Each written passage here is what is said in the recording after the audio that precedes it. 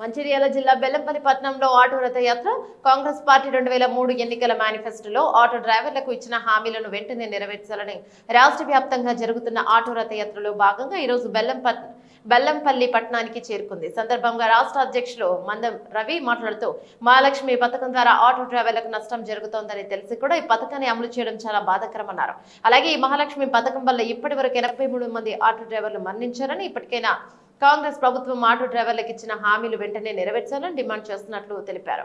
అలాగే ఈ నెల 27న ఇందిరా పార్క్ వద్ద భారీ బహిరంగ సభ నిర్వహిస్తామని, అయినా మా సమస్యల పరిష్కారానికి ముందుగా రాని ఎడల హామీలు అమలు పరిచినట్లయితే రాష్ట్ర వ్యాప్తంగా ఆటో డ్రైవర్లు తీసుకునే చర్యలు చాలా తీవ్రంగా ఉంటాయని, ఇప్పటికైనా ప్రభుత్వం మాపై చొరవ తీసుకోవాలని కోరారు. కార్యక్రమంలో బెల్లంపల్లి ఆటో యూనియన్ ప్రెసిడెంట్ కట్ట రామ్ కుమార్, నియోజకవర్గ ఆటో డ్రైవర్లు తదితరులు పాల్గొన్నారు.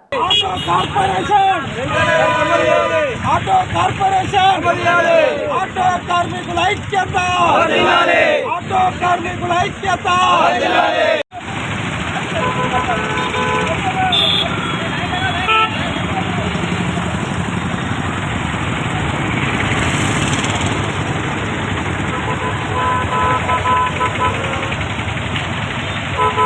ఈరోజు రాష్ట్ర వ్యాప్తంగా జరుగుతున్న ఆటో రథయాత్ర 6వ రోజుకు చేరుకుంది. ఈరోజు బెల్లంపల్లికి రావడం జరిగింది. ఈరోజు ఈ రథయాత్రకు ఇంతమంది ఆటో కార్మికులు వాళ్ళ వివిధ బాధలు సమస్యలు చెప్పుకోవడానికి ఇక్కడికి వచ్చేసి ఈ యొక్క రథయాత్రను విజయవంతం చేసిన మా తోటి ఆటో కార్మికులందరికీ పేరు పేరున ధన్యవాదాలు తెలియజేస్తూ, మాకు ఎన్నికల మేనిఫెస్టోలో ఏవైతే హామీలు ఇచ్చారో ఆ హామీలు నెరవేర్చాలని చెప్పి కూడా మేము వారికి విజ్ఞప్తి చేస్తున్నాం.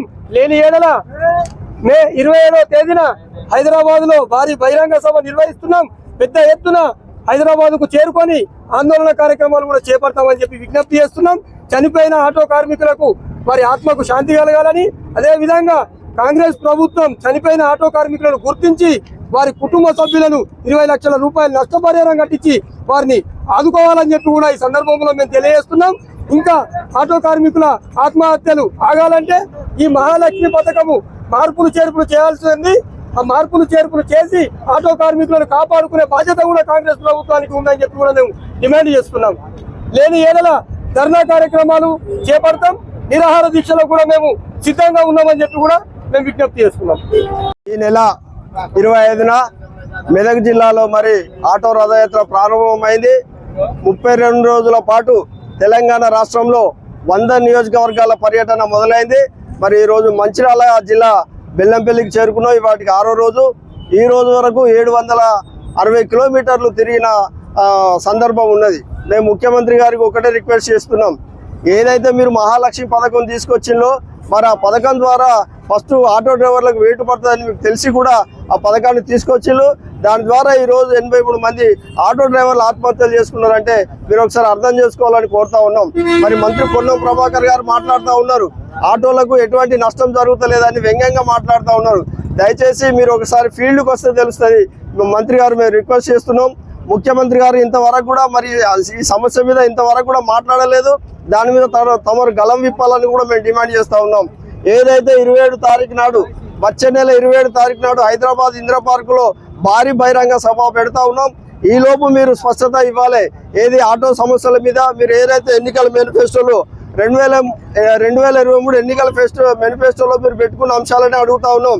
మీరు ఆటో డ్రైవర్లకు ఇచ్చిన హామీలు, మీరు ఇచ్చిన హామీలు మరి మీరే తుంగలో దొక్కితే మరి మీరు ఎందుకు పరిపాలన చేస్తున్నారో మాకు అర్థం కావడం లేదు. దయచేసి మీరు ఇచ్చిన ఎన్నికల హామీలను నిలబెట్టుకోవాలని డిమాండ్ చేస్తున్నాం. లేదంటే రాష్ట్ర వ్యాప్తంగా మా ఆటో డ్రైవర్లు అందరూ కూడా కన్నెర చేస్తే మరి కాంగ్రెస్ పార్టీ ఏమవుతుందో మీరు ఒకసారి గుర్తుంచుకోవాలని మేము డిమాండ్ చేస్తూ, అదే సమయంలో 27 తారీఖు నాటికి మేము హైదరాబాద్ చేరుకుంటాం. వేలాది మందితో భారీ బహిరంగ సభ నిర్వహిస్తాం. ఆ రోజు నాటికి మీరు స్పష్టత ఇవ్వకుంటే, మాకు న్యాయం చేయకుంటే ఆ రోజు మేము తీసుకునే నిర్ణయాలు చాలా కఠినంగా ఉంటాయని మేము సందర్భంగా డిమాండ్ చేస్తా ఉన్నాం, తెలియజేస్తా ఉన్నాం.